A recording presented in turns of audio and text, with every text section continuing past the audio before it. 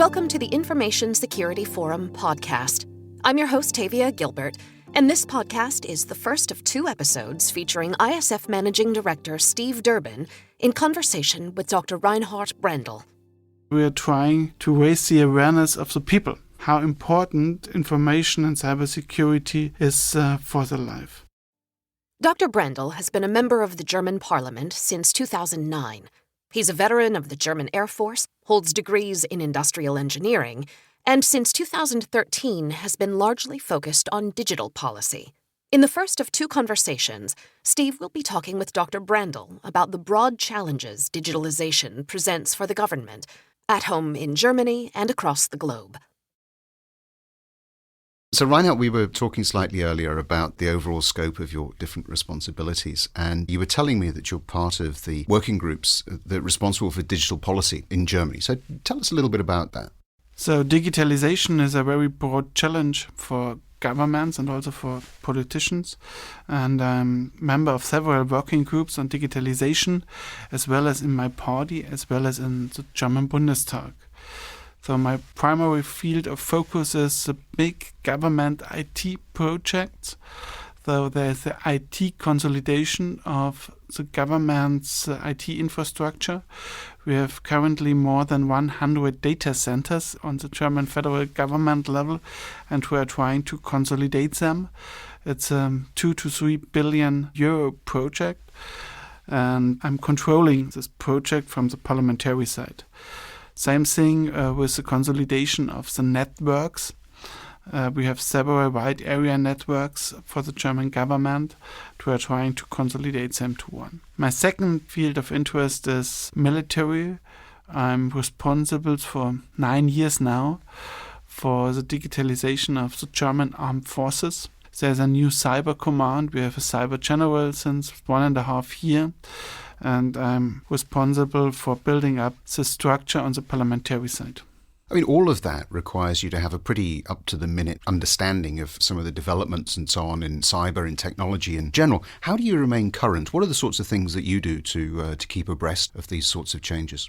First, I'm in regular contact with several experts from the academy side, but also from the government side and from companies and organizations like, for instance, the ISF. Second, I'm going to conferences whenever it's possible to meet new people and to learn also from other governments, from other countries, particularly when there are international conferences. And third, I'm reading the press and the relevant internet blogs. You also told me that you're responsible for the BSI here in Germany. In addition to being an ISF member, they're obviously very active in terms of research and really advising government. So that must give you some real insight into not just the more strategic elements, but also the very practical components of what companies need to be doing. Would you say that's fair? Yes, and on the parliamentary side, we are very proud of having the BSI. It's quite unique, also in Europe. And I'm working with the BSI on the budget side. We're trying to building up the BSI, that we invest a lot of in personnel and infrastructure to have more competences on this side. And second, I'm also working with the BSI because the BSI is responsible for the security of government networks and of government infrastructures. And they are our primary contact for security questions. Let's move now to look at, in particular, these large global technology players. I mean, clearly you have involvement with them in some of the projects that you've been talking about. But what I'm interested in getting your perspective on is the role that they might have to play going forward. So whether that be in the setting, for instance, of digital policy, for instance, what's your view on how we should be engaging with the large technology players? From my experience, it should be a project for Europe. So on a national level, we have always problems to find the right regulation for Facebook, for Google, for Microsoft, because we are too small. And, when you create different kind of regulations in Europe, it is also inefficient. And so what we are trying to do is to foster European regulation in this domain. What specifically do you think the global technology corporations' role might be in creating some of that legislation or policy. I mean, a number of them are pretty keen to try to get involved, and the cynic would say that they want to get involved so they can influence the legislation to favour them. But what's your take on how we should be gaining their commitment, I guess, to some of this legislation? So legislation is a government issue. It's an issue of parliaments, of governments and European commissions. We should talk to the big IT companies and digitalization companies, but the responsibility for the legislation must stay at the government level. And I'm very skeptical when companies become too much influence on legislation. This normally does not help. Mm-hmm. So let's dig into that a little bit more detail then. So tell me a bit about your vision, if you like, of the role of government in securing the digital assets of individuals, of citizens.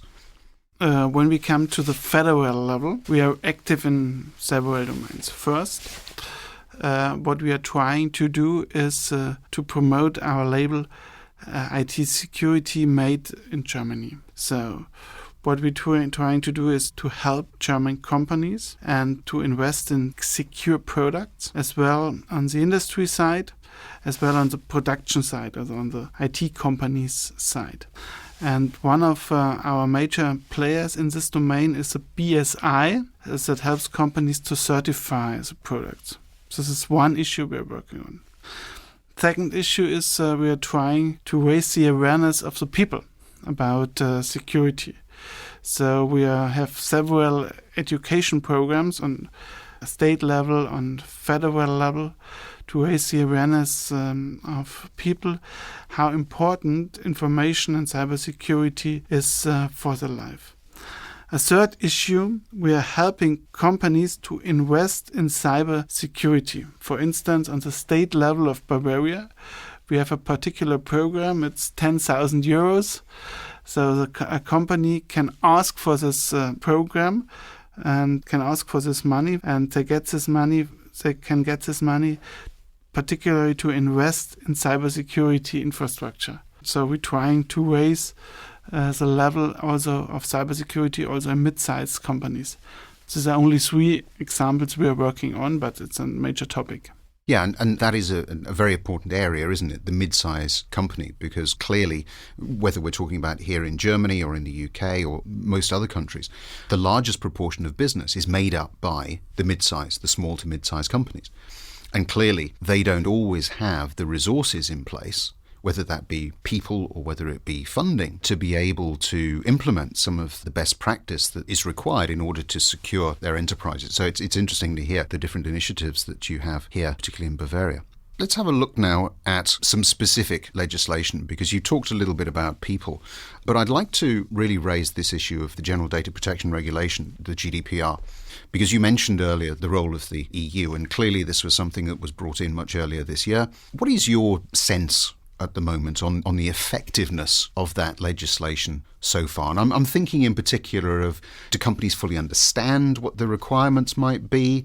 Are you seeing some areas where perhaps there needs to be a little bit more work from a government standpoint? Just give me your perspective on how the GDPR has been going down over the last 6 months or so. So we had big discussions in Germany about the GDPR, because particular small and medium-sized companies were really afraid of the bureaucratic measures they had to take to be in line with the regulation. From my personal point of view, the major success of this GDPR was to raise the awareness of data protection. Because before, we already had Data Protection Act in Germany. And there were rules, and normally when companies followed the rules of the existing laws, the GDPR would be no problem. Mm-hmm. But what we recognized is that there are a lot of companies that were not aware that there are existing data security and data protection laws. And with the discussion about the GDPR, they identified that there's a gap, they have to do something, and they invested in fulfilling these requirements. And of course, I think one of the interesting things from my point of view is that the GDPR, although it applies globally to European citizens, or indeed the data that's collected on a European citizen, globally we've seen a number of other nations also introduce their own legislation that is at least at the same level. I'm thinking in particular of some of the initiatives in India and Australia, in some of the states, for instance, in the United States. And for me, that can only be a good thing, that we're raising that level of awareness globally.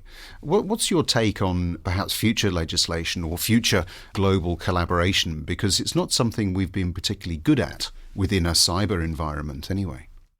Yes, but our first challenge is to harmonize data protection laws within the European Union before we look to India and to other countries far away. So we have a lot of work to do in Europe. In Germany, we have the impression that German tends to over-regulate a lot of things. And I think we are one of the first that have fully implemented GDPR in national law. And there are still other countries that have things to do. So our primary focus should be Europe. And then particularly the link to the United States, because there are a lot of companies there. And the big IT companies come from the United States, and this must be synchronized. So these are our two major challenges for the moment. So sort out our own house first before we start Yes. tidying up everybody else's garden. That was the first of our two-part conversation with Dr. Reinhard Brandl. Be sure to come back for our second conversation with Dr. Brandl, in which we focus on the more specific challenges of cybercrime. We have seen several attacks also on critical infrastructure in Germany. They were not successful, but we see that the danger is growing and we have to invest in cybersecurity as well on the infrastructure side as well on the government side. In the meantime, for more resources for CISOs and anyone looking to enhance the security of their business, please visit securityforum.org. And we'd like to hear from you. If there's a topic you'd like us to cover or someone you'd like us to interview, get in touch through our website or tweet us at Security Forum. Thanks for listening.